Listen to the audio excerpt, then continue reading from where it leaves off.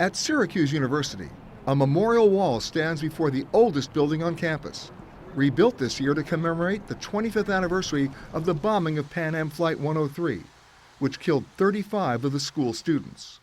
This tape player, radio, and sweater were on the plane. As Pan Am Flight 103 archivist, Edward Galvin offers more than monuments to victims. He's created the most extensive and emotional experience. That was when the memorial service was held. For anyone looking to know the victims of the disaster. We made a commitment at Syracuse University that we would never forget the 35 students that were lost.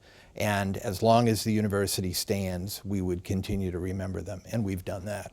On December 21st, 1988, Pan Am Flight 103 was flying from London to New York when a bomb in the front cargo hold exploded at 31,000 feet. The Syracuse students were among 270 people killed, which also included 11 residents on the ground in the small Scottish town of Lockerbie.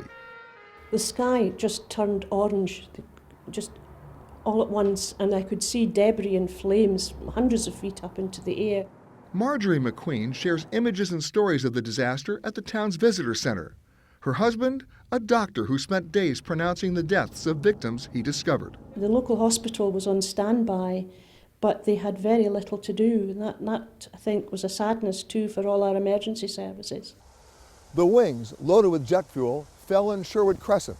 But today, most folks would never even know what happened here. The houses, they've all been rebuilt, except for one small patch reserved as a modest memorial.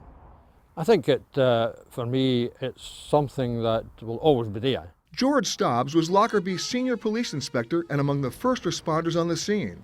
It's now 79 and retired, he's committed to keeping the memory of Lockerbie alive. How has Lockerbie changed? I think the thing is that there was a lot of older people who have either moved away or passed on, and the younger generation, although they don't want to forget it, they don't know a lot about it. And you think they should? Exactly. Why? Because I think it's something that should never be forgotten.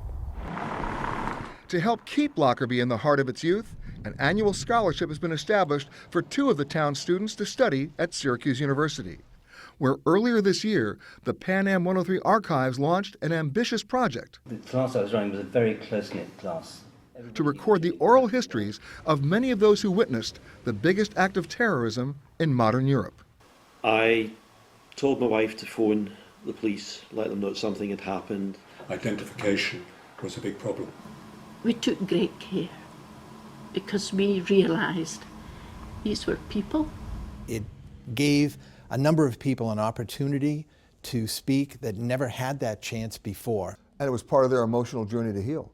Yes, and it was heartwarming and heartbreaking at the same time. I think it was cathartic for all of them. It certainly was for us as well.